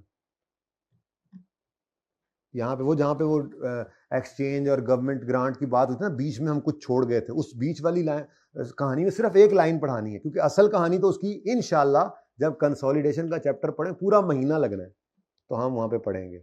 लब दो यार के, तो मैनू यार को मेहरबानी करो, दस दो, खुद ही ढूंढे सर, खुद ही ढूंढे, हम क्यों बताएं, हमने फंसना है, ढूंढ ही लेंगे। ये देखो पेज नंबर 212 पे मेरे भाई, पेज 212 के ऊपर हम एक लाइन पढ़ने लगे हैं, बड़े मौके पे आए हो आप। पेज 212 पे वो कहते हैं अगर हम एक्वायर करें बिजनेस कॉम्बिनेशन में कोई इंटेंजिबल, ये स्टैंडर्ड किसका चल रहा है, इंटेंजिबल्स का ना। तो यहाँ पे बात ये चल रही थी, अगर आप गौर फरमाएं तो ये कहानी कुछ यूं चली थी, ये जो नंबरिंग चल रही है, हमने इंटेंजिबल को परचेजा अलग से, या हमने इंटेंजिबल को एक्सचेंजा विद अदर इंटेंजिबल, या फिर हमने इंटेंजिबल लिया हुकूमत से मुफ्त में या पैसे देकर, या फिर इंटेंजिबल एक्वायर हुआ in a business combination. Business combination का मतलब क्या है, जो अभी मैं आपको बता रहा था कि PTCL ने यूफोन को एक्वायर किया। ठीक है, अगर पीटीसीएल यूफोन को एक्वायर करे और इंटेंजिबल उसके बीच में एक्वायर हो जाएं बिजनेस कॉम्बिनेशन वाले, तो उनको क्या करना है? If an intangible is acquired in a business combination, its cost is its fair value on acquisition date. Ufone को खरीदने गए, यूफोन की सूरत हाल कुछ यूं थी, ये यूफोन है, यूफोन के पास मैंने कहा कुछ पीपीई पड़ा है, ठीक है, कुछ इसके पास जो है वो मैंने कहा एक जैसे मिसाल का पेटेंट है, एक इनका सॉफ्टवेयर है, और उसके बाद इनकी गुडविल है, रिकॉर्ड नहीं कर पाए थे क्योंकि internally generated goodwill IS 38 record नहीं करने देता। इनकी कोई कस्टमर लिस्ट पड़ी थी, इनका कोई अपना इंटरनली जनरेटेड ब्रांड था, IS 38 रिकॉर्ड नहीं करने देता, वो रिकॉर्डेड नहीं थी। लेकिन जब पीटीसीएल ने जाके इसको एक्वायर करना है तो पीटीसीएल के लिए ये यूफोन सारी की सारी परचेज होने जा रही है, तो इनके लिए जो रिकॉर्ड नहीं हुआ कस्टमर लिस्ट या ब्रांड था, या इवन जो गुडविल के पैसे इनको देने पड़े, वो सब का सब पीटीसीएल के लिए परचेज्ड बन जाएगा। पीटीसीएल उसको रिकॉर्ड करेगा अपनी कंसोलिडेटेड फाइनेंशियल स्टेटमेंट, ठीक है ना। ये कंसोलिडेटेड फाइनेंशियल स्टेटमेंट क्या होती है? हमने बनाना सीख रहे हैं, मैं कौन सा कोई हवाई बातें कर रहा हूं, इंशाल्लाह कुछ दिनों में ये सीख रहे होंगे हम कि दो अलग अलग फाइनेंशियल स्टेटमेंट्स होंगी, उनको कंबाइन करना सीखेंगे, वो तब की तब सीखेंगे। फिलहाल इतनी सी बात सिर्फ बताना चाह रहा हूं आपको कि अगर पीटीसीएल ने यूफोन को एक्वायर किया है तो सारा यूफोन एक्वायर हुआ है, उसमें यूफोन के टेंजिबल और इनटेंजिबल एसेट्स भी एक्वायर किए हैं, और जिन एसेट्स को यूफोन ने रिकॉर्ड नहीं किया था IS 38 की मजबूरी की वजह से, जब पैसे पे करने जाएगा पीटीसीएल तो यूफोन ने उसके भी पैसे लेने हैं, जैसे कि गुडविल थी, जैसे कि ब्रांड है, जैसे कि कस्टमर लिस्ट है, यूफोन इसके भी पैसे लेगा पीटीसीएल से। तो इस सब के बारे में IS 38 क्या कहता है? अगर आपने कोई इंटेंजिबल एक्वायर किए हैं इन अ बिजनेस कॉम्बिनेशन, तो चाहे वो यूफोन की किताबों में कॉस्ट पे पड़े हैं, चाहे नहीं नजर आ रहे, दोनों सूरतों के अंदर हमारे लिए उनकी कॉस्ट क्या होगी?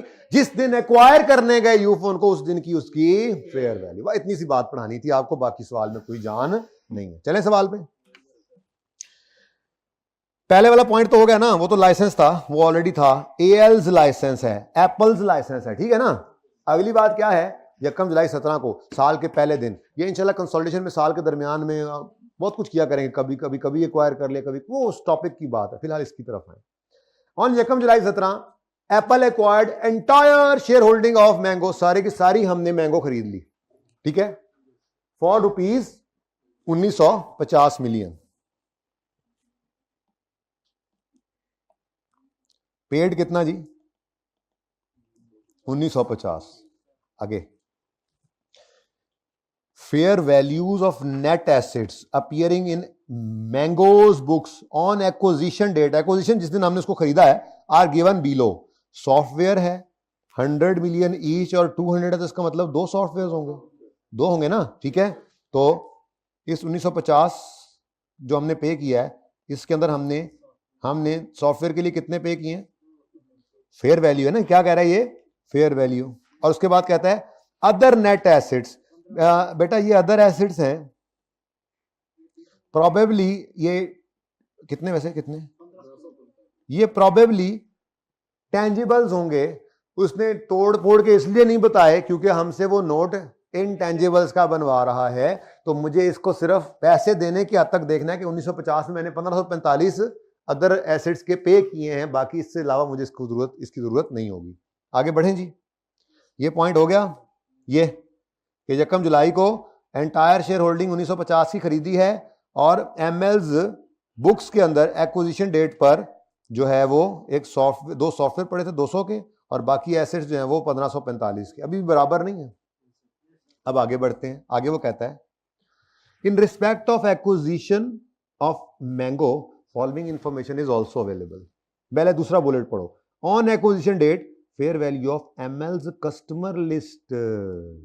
एमएल्स कस्टमर लिस्ट एमएल की किताबों में नजर नहीं आ रही होगी, क्योंकि एमएल की कस्टमर लिस्ट एमएल की किताबों में IS 38 रिकॉर्ड नहीं करने देता, इंटरनली जनरेटेड कस्टमर लिस्ट। लेकिन जब हमने जाके पूरा एमएल ही परचेज किया, तो एमएल ने इसके भी पैसे लेने हैं हमसे, ठीक है ना। तो हमारे लिए क्या बनने जा रही है? Purchased goodwill. ओके, नेक्स्ट,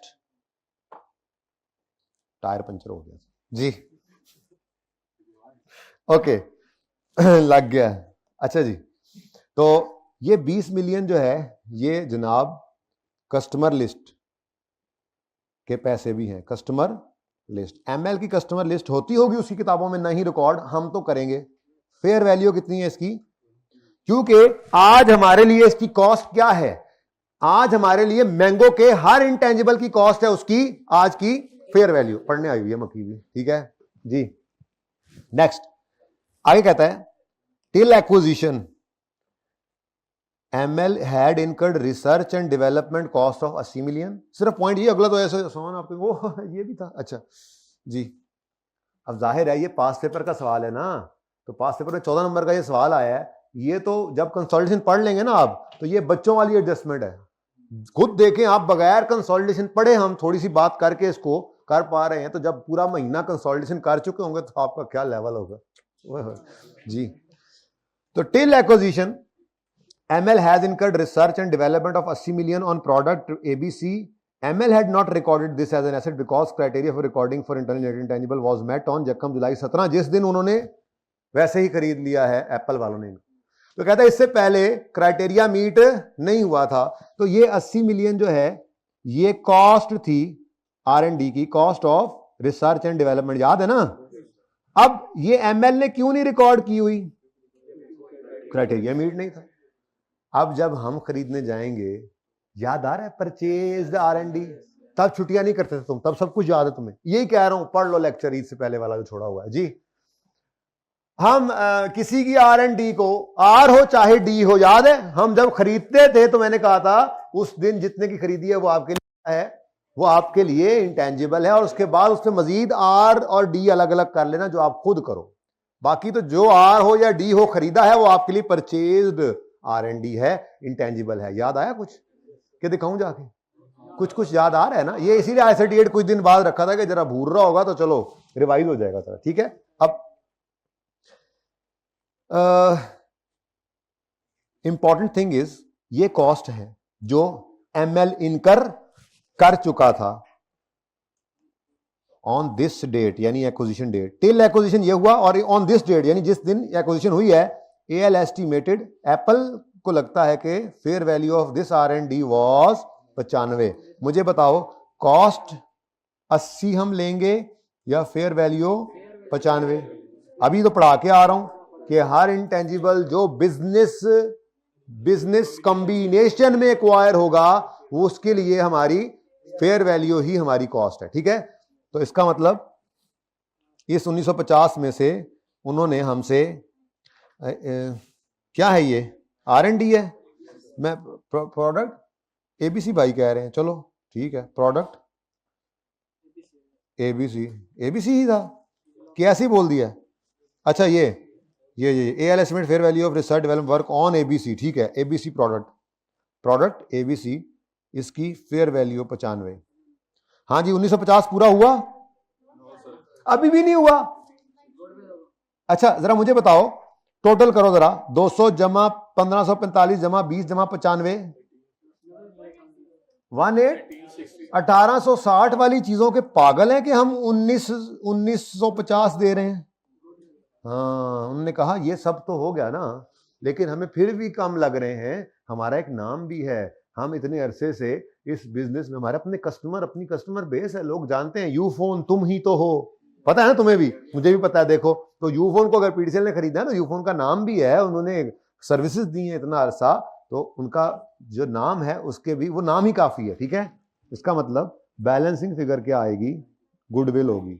ये गुडविल हम और तरीके से निकाला करेंगे अपने इंशाल्लाह उस कंसोलिडेशन के टॉपिक में जाके। फिलहाल तो गुजारा करना था, बोलो। देखो बच्चों, अब कोई ये ना कहे मुझे कि जी ये तो इंटरनली जनरेटेड है।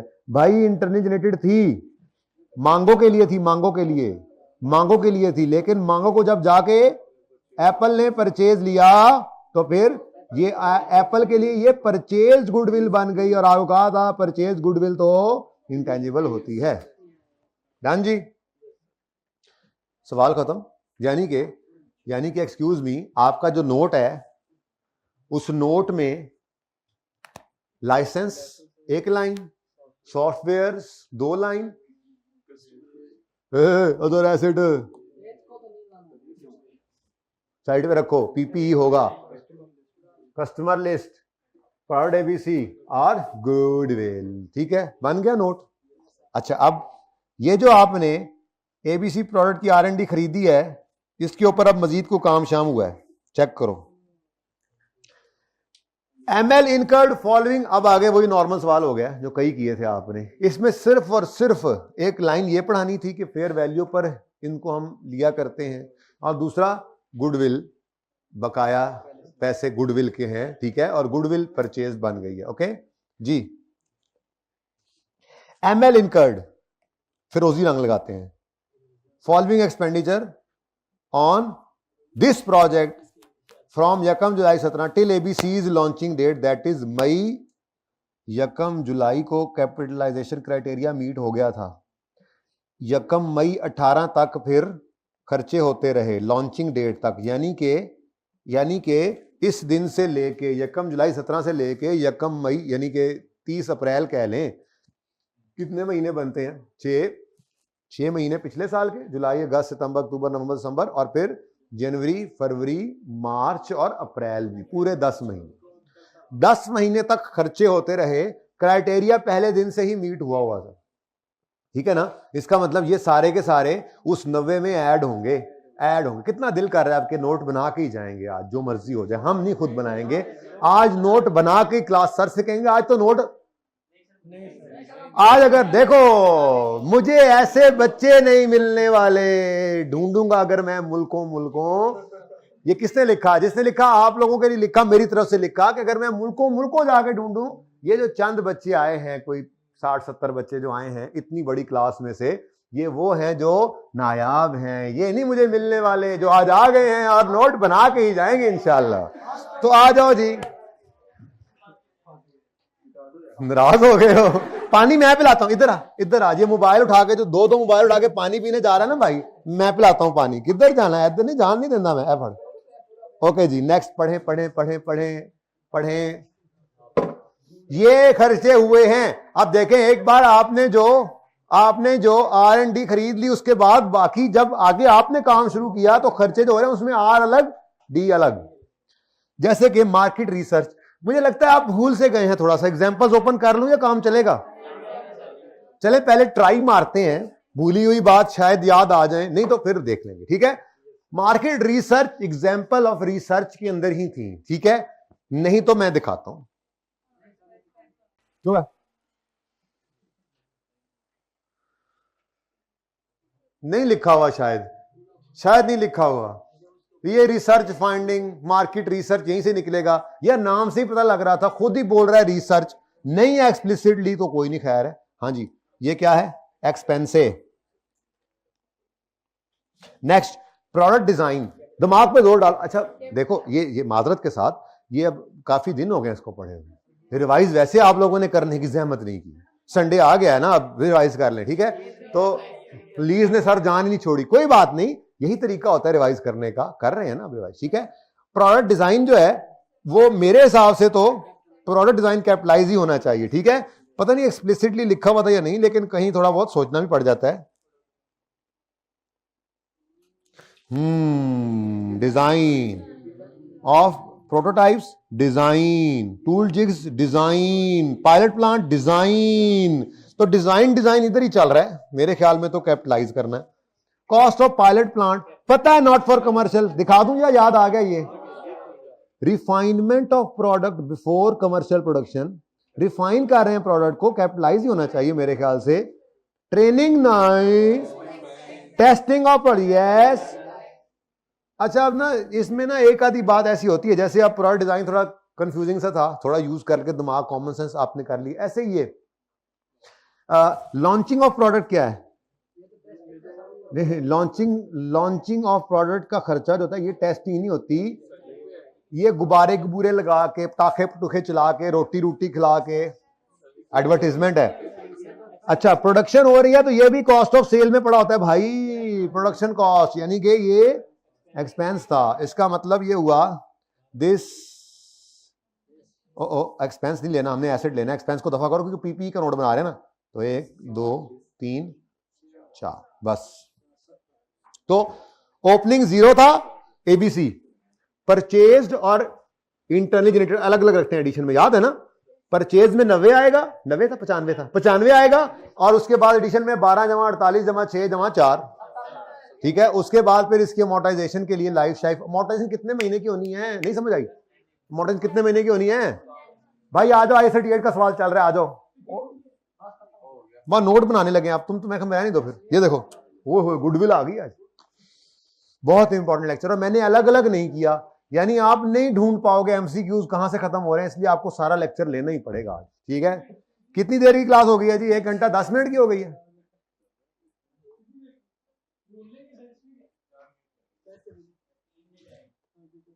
यार नहीं बताओ हुए कितने हैं, नहीं 1 घंटा कितने मिनट की क्लास हो गई है, 1 घंटा 10 मिनट की तकरीबन, बस 20 मिनट और पढ़ना है। ओके ना आपके 20 ना अभी मेरा वाला, ठीक है, 15 मिनट डन। अच्छा जी, अच्छा बात तो सुनो, ये देखो तो सही, ये देखो तो सही, देखो तो सही, इतने नंबर आ गए। वो अंग्रेजियां लिख लेना, नोट का नंबर बताओ, 10 नंबर। इनटेंजिबल्स जी, ग्रॉस कैरिंग अमाउंट, एक थोड़ा सा मसला है, ओपनिंग एडिशन जो है वो तोड़ के लेना था, परचेज्ड और इंटरनली जनरेटेड, ये थोड़ा निका निका करके लिख रहा हूं, गुजारा करें, इसमें एक मसला है, इस वजह से कह रहा हूं। उसके बाद डिस्पोजल भी है सवाल में, रीवैल्यूएशन भी है, माशाल्लाह। ये थोड़ा सा आपको तंग करेगा, ट्रांसफर और रीवैल्यूएशन नहीं याद रहता बंदे को, तो इसके लिए अर्ज किया आपको कि हमने IAS 16 वाला रीवैल्यूएशन करना है, पीपी वाला रिवाइज IAS 12 में जाके, ठीक है। तो रीवैल्यूएशन, उसके बाद डिस्पोजल और क्लोजिंग, फिर अक्यूमुलेटेड, ओपनिंग,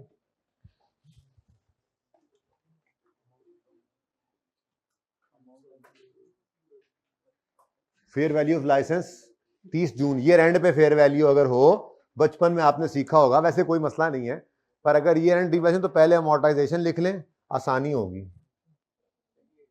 चुपा 18 अमोर्टाइजेशन, अच्छा अल्लाह यार। उसके बाद ट्रांसफर, उसके बाद डिस्पोजल भी आ सकता है, और क्लोजिंग। पता नहीं लाइन क्यों छोड़ दी मैंने, अगर ना दिल करे तो अलग से सेक्शन बना लो इंपेयरमेंट का, वैसे एक एसेट इंपेयर भी होना है इस सवाल में, यानी कि बहुत कुछ था इस सवाल में, इतना प्यारा सवाल था, क्या बताऊं। पढ़ें आगे, पढ़े क्यों, ये नंबर तो ले लें, ये नंबर ले लेने चाहिए मेरे ख्याल से। लाइसेंस है, सॉफ्टवेयर है, प्रोडक्ट एबीसी है, कस्टमर लिस्ट है और गुडविल है। बोलो, licence, software, customer list, product ABC और गुडविल। ओपनिंग लाइसेंस का तो पड़ा है, वो देख लेते हैं, ये कोई नहीं था, इनमें से कुछ भी नहीं था, ये सब खरीदे हैं हमने जब मैंगो को खरीदा था, ठीक है। ओके, बस अब हम कंक्लूजन पे हैं, सवाल डिस्कस हो गया। अच्छा जी, अब वो कहता है, यहां से शुरू करो, तो 30 जून 17 यानी पिछले साल के आखिरी दिन, रीवैल्यूड अमाउंट ऑफ लाइसेंस 450 और इसकी एक्यूमुलेशन है, सॉरी सरप्लस है, इसको तो मैंने नहीं लेके आना मैं मेन नोट के अंदर, ठीक है, तो मुझे 450 की जरूरत है। लो नंबर मिली जा रहे हैं, मुझे पता है आप लोगों का दिल है बस 15 मिनट में ये सवाल खत्म करके सर छुट्टी दे दो, तो क्या जरूरत है घर पे जाकर हमें दोबारा करने का, आ ही गए हैं तो घर का काम जरूर लेके जाना है। 15 मिनट जी।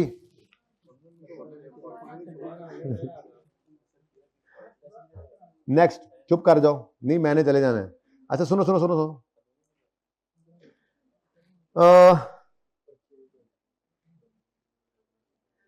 पता नहीं अब रीवैल्यू किस दिन हुआ है, अक्यूमुलेशन नजर नहीं आ रही, तो मैं यही अज्यूम करूंगा पिछले साल के एंड पे हुआ होगा, बहरहाल देख लेते हैं, आगे बढ़े। उसके बाद जो हो सकता है वो तो करते जाएं, अमोर्टाइजेशन की बाद में बात कर लेंगे। मार्क, अच्छा उसके बाद ये सारे के सारे एसेट जो हैं 220, 95 और 90, ये सारे के सारे एक्विजिशन वाला एडिशन है।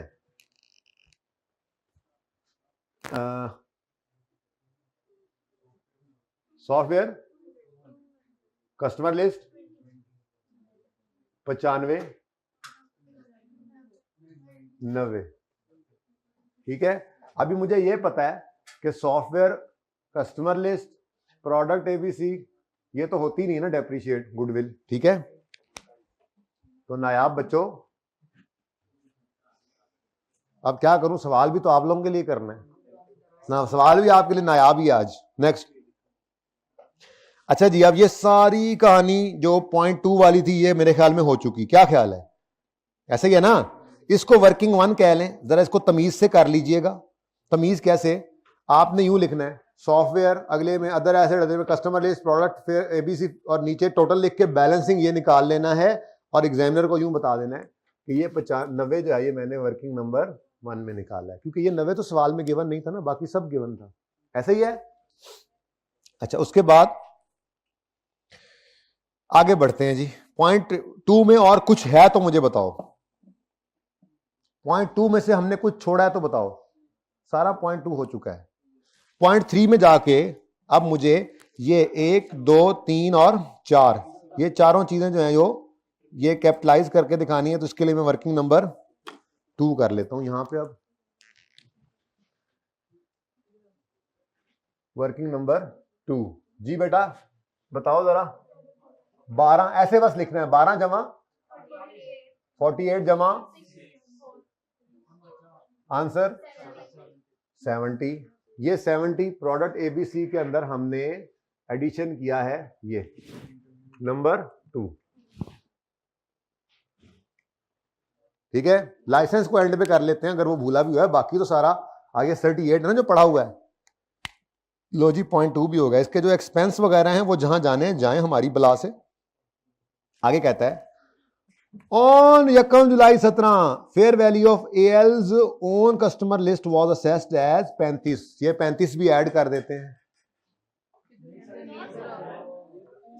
मैं वैसे जरा चक्कर लगाने आया था भाई, एएल की अपनी कस्टमर लिस्ट है, अपनी कस्टमर लिस्ट नहीं रिकॉर्ड कर सकता, ये I38 ने मना किया हुआ है। मैंगो वाली तो इसलिए की है मोबाइल वाले भाई, वो तुम एक्स्ट्रा क्लास में भी मोबाइल यूज कर रहे हो उस्मान।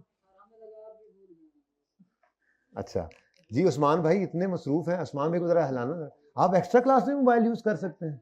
अच्छा एक्स्ट्रा, चलो चलो मैंने भी माफ किया, दिल से नहीं। ओन कस्टमर लिस्ट रिकॉर्ड वो उसूल वही है अभी भी। क्यों हमने मैंगो वाली कस्टमर लिस्ट रिकॉर्ड की थी? क्योंकि हमने वहां पढ़ा था ये 5 जो हैं गुडविल, मास्टर्ड, वो जो भी थे 5, ठीक है, उनमें से अगर कोई परचेज करेंगे तो वो इंटेंजिबल है।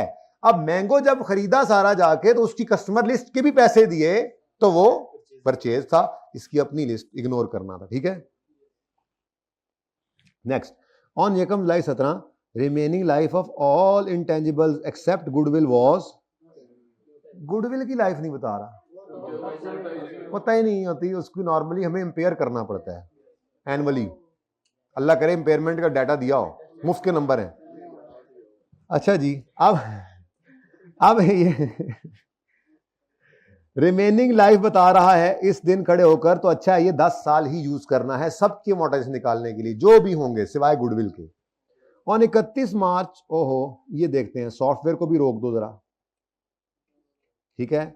और उसके बाद group follows the revaluation model for licence whereas cost model is use for बाकी intangibles. On 30 June 18 fair value of licence 350 था, और ये मतलब की बात लग रही है मुझे, एमएल की गुडविल जो है वो इंपेयर हो गई है बाय। अच्छा, अब मेरे ख्याल से गुडविल को इंपेयर करना है, उसको मोटाइज नहीं करना। उसके अलावा लाइसेंस तो वैसे ही जरा पुराने चला रहा हूं, उनको साइड पे रखो। उसके अलावा क्या बचता है? कस्टमर लिस्ट, सॉफ्टवेयर को भी छोड़ दो, जरा डर गए उससे भी, उसमें डिस्पोजल आ रहा है, ठीक है, बाद में करते हैं, आसान आसान सवाल हल कर लेना, ठीक है। तो कस्टमर लिस्ट रह गई और एबीसी, प्रोडक्ट एबीसी कंप्लीट किस दिन हुई है? यकम मई को। तो मई और जून 2 महीने अमोर्टाइज करेंगे इसको 2 महीने, ठीक है। ओपनिंग में कॉस्ट पड़ी थी 95 की, यानी कि हमने जो खरीदी है 70 मजीद आ गए, टोटल कितना बन गया? मेरे ख्याल में ये सबसे आसान है, हो सकता है। सॉफ्टवेयर, ये कस्टमर लिस्ट, ये प्रोडक्ट एबीसी, कोई रीवैल्यूएशन मॉडल नहीं है इसका, डिस्पोजल कोई नहीं हो रहा, और यही क्या आ जाएगा? क्लोजिंग 165। अब इसकी अमोर्टाइजेशन चाहिए हमें, चाहिए तो वर्किंग नंबर 3 कर लेते हैं जी। बोलो जी, 95 प्लस 70 कितना बनता है? 165। ये लाइफ इसकी नहीं पता, लाइफ इसकी नहीं पता। ये तो कह रहा था, सुनो इधर, यकम जुलाई 17 पर remaining life of all intangibles जो है वो 10 है। थोड़ा सा फंस गए, अब हम क्या करें जी? अब मजबूरी है, फिर बाकियों की तरह से इसको भी अज्यूम कर लेते हैं 10 साल। चेक कर लेते हैं, चेक कर लेते हैं। डिवाइड बाय 10 इंटू 2/12, आंसर क्या आता है? 7.5 या 2.8 या 3 कर लो, गुजारा कर लो, अब मजबूरी है। 2. क्यों जी, क्यों? क्योंकि उसने कहा था यकम जुलाई पे सारे इंटेंजिबल्स की रिमेनिंग लाइफ 10 साल है, और हमारा ये वाला इंटेंजिबल जो है ये जाके तैयार ही हमारे इस साल में हो रहा है। तो फिर अब मजबूरी है, यहाँ पे सवाल में रुकना कभी भी नहीं है। बस नहीं समझ आ रही तो 10 साल ही ले लो, चलते जाओ, कोई मसला नहीं। गलत ही होगा ना मैक्सिमम जी। रीवैल्यूएशन मॉडल इस पे नहीं है, ठीक है। ये क्या किया था मैंने? अच्छा, ये इंपेयरमेंट के लिए छोड़िए इधर। डिस्पोजल भी नहीं है। क्लोजिंग बताओ। नहीं, ये 2.75, और अब आएगा बुक वैल्यू। डन जी। कॉस्ट मॉडल, स्ट्रेट लाइन, 10 साल कर लोगे? चलो नेक्स्ट। अब कस्टमर लिस्ट है, मेरे ख्याल में उसमें भी कोई एडिशन नहीं, कोई डिस्पोजल नहीं, बहुत सुकून से ये काम भी हो सकता है। ये रही 20 पे ही है, और ये कितना है जी? सिंपल 20/10 2। वर्किंग करनी है तो कर लेना, मैं तो इसको डायरेक्ट ही लिख रहा हूं, कर लेना वर्किंग। वो 20/10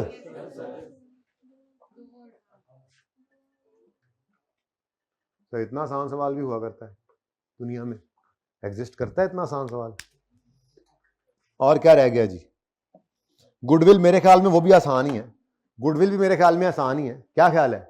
गुडविल को आपने मजीद तो कुछ कहना नहीं है यहाँ पे, ना रीवैल्यूएशन ना कुछ, ये 90 ही है। लेकिन ईयर एंड पे इंपेयरमेंट टेस्ट लगा और इंपेयर हुई है बाय, तो सिंपल कर दिया उन्होंने, बिल्कुल सिंपल कर दिया। Working number 4। गुडविल कितनी है? कितने से इंपेयर हुई? कितना? 18 की एंट्री बताओ। Impairment loss debit, accumulated impairment loss credit. अब जिन्होंने अलग सेक्शन रखा हुआ अलग जाके लिख दें, मैंने तो यहीं पे ही जान छुड़ानी है। इंपेयरमेंट लॉस भी यहीं पे लिखा, एक लाइन मैंने एहतियातन छोड़ दी थी, यहां पे आ गया इंपेयरमेंट लॉस जी। ये ना देखो इधर अमोर्टाइज नहीं होती, बाकी रीवैल्यूएशन मॉडल इसमें नहीं है। 18 रुपए से इंपेयर हुई और इंपेयरमेंट लॉस इसका 18 आ गया, और गुडविल राइट डाउन करके 72 पे लिख। सवाल में क्या है? कुछ नहीं है। लेवल आपका वो होगा जब आप सेशन के एंड पे होंगे, तो आप ये सब कुछ चीजें और बहुत सारी पढ़ के आप कहीं के कहीं आपका लेवल होगा, तो उस सूरत हाल में ऐसे सवाल का परिचय में आना, ये तो मुफ्त के नंबर ही होते हैं। आज भी थोड़ा सा हमने सिर्फ वो बिजनेस कम्बिनेशन की बात हल्की बुल्की की, उसके बाद हमारे काबू में था सवाल, ठीक है ना। अब रह क्या गया जी? सॉफ्टवेयर है, और अच्छा मेरे ख्याल में अब सॉफ्टवेयर वाला काम कर लेते हैं। सॉफ्टवेयर हमारे पास तो पड़े कोई नहीं थे। ये सॉफ्टवेयर अगर 100 मिलियन ईच है तो 2 हैं, ओके। 2 में से एक बिक गया, कहां गया? ये on 31 March 18 ML sold one of its software for, अच्छा 31 मार्च 18 पे बिका है सॉफ्टवेयर। ये हमने यकम जुलाई 17 पर, कैसे तुम दोनों, यकम जुलाई 17 पर खरीदे थे और 31 मार्च 18 तक कितने महीने, 9 महीने डेप्रिशिएट हुए। उसके बाद हमने 110 का इनको बेच दिया। अब मेरे ख्याल में तो डायरेक्ट ये काम भी हो सकता है, एंट्री करना चाहते हो तो कर लो, ऐसी बाद में काट देंगे। Accumulated amortisation debit, cash debit, software credit. एक बिका है दो में से, कॉस्ट कितनी थी, जो उसकी फेयर वैल्यू थी एक्विजिशन के दिन, और वो कितनी थी 100 रुपए, तो 100 क्रेडिट। ये करना बिल्कुल नहीं है, बहरहाल अभी तो करना है। 100 बटा लाइव इसकी भी कितनी थी 10 इंटू 9 बटा 12, बोलो कितने का बिका है, कितने का बिका है, कितना गेन है या लॉस है। भाई मेरी बला से मैं क्यों लिखूं, टाइम जाया क्यों करूं, मैं पीपीई का नोट बना रहा हूं तो मुझे सिर्फ यही दो चीजें चाहिए थी। एसेट अकाउंट में से क्रेडिट करेंगे एसेट की कॉस्ट या रीवैल्यूड अमाउंट, वो कॉस्ट ही थी हमारे लिए, फेयर वैल्यू 100, और एक्यूमुलेशन में से ये निकाल देंगे। तो ये तो पहले से ही तैयार था। सॉफ्टवेयर डिस्पोजल, जी बोलो डिस्पोजल, डिस्पोजल 100, ठीक है, और एक्यूमुलेटेड ऑप्शन माना भी पूरा नहीं हुआ लेकिन ये नंबर तो मिल गए। इसकी कोई जरूरत नहीं है, बनाना है तो बना लो, कैश लिखो गेन लॉस आ जाएगा। फर्क क्या पड़ता है पीपीई के नोट के लिए, लेजर बनाने लेजर बना लो, मुझे कोई जरूरत नहीं है बाकी दोनों चीजों की। वैसे बाय द वे कितने का बिका था वैसे 100, तो गेन आ गया 17.5 का। अब बताओ ये 17.5 या 110 कहां गया, बाढ़ में गया, हमें क्या, पीपीई के नोट में तो नहीं आया। ठीक है, डन, तो इसकी कोई जरूरत नहीं थी। हाँ वो निकालनी पड़ेगी, लेकिन पहले जरा ये डिसाइड कर लें कि इधर और कुछ भी नहीं है। ये कितना आता है 100, बस मुझे ये मिल जाए, अगला काम कोई नहीं है। अब ये निकाल लेते हैं, ये जरा वर्किंग कर लेते हैं, क्योंकि डिस्पोजल भी है। वर्किंग 5 हम निकाला करते थे इंट्रो FAR1 के अंदर, डेप्रीसिएशन जैसे, ये वैसे निकाल लेते हैं। डेप्रीसिएशन एक्सपेंस किसका है, ये सॉफ्टवेयर का, ऑन एडिशन एक्सक्लूडिंग डिस्पोजल, याद है कुछ। अब 200 है माइनस 100 इंटू नहीं डिवाइडेड बाय 10, जी पूरे साल की डेप्शन आ गई, जो एक पड़ा है। जो निकल आया एडिशन तो है कोई नहीं, उसकी डिस्पोजल की डेप्रिसिएशन तो 100 वही किया हुआ था, लेकिन वहां वाली नहीं देखनी, डिवाइड बाय 10 इंटू, क्योंकि ये तो करना ही नहीं ना हमने। जी जी बोलो, तो 17.5 पहले डेबिट होगा तो उसमें से 7.5 क्रेडिट हो जाएगा। वर्किंग का रेफरेंस देते जाना जी, ठीक है, 10 और ये 90।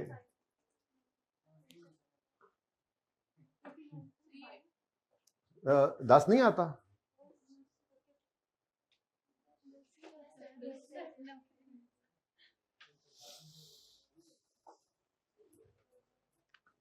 छुट्टी देने लगा हूं। अब आप लोगों की शक्लें बनी, छुट्टी देने लगा हूं अब तो। चलो जी, अब रहेगा सिर्फ लाइसेंस।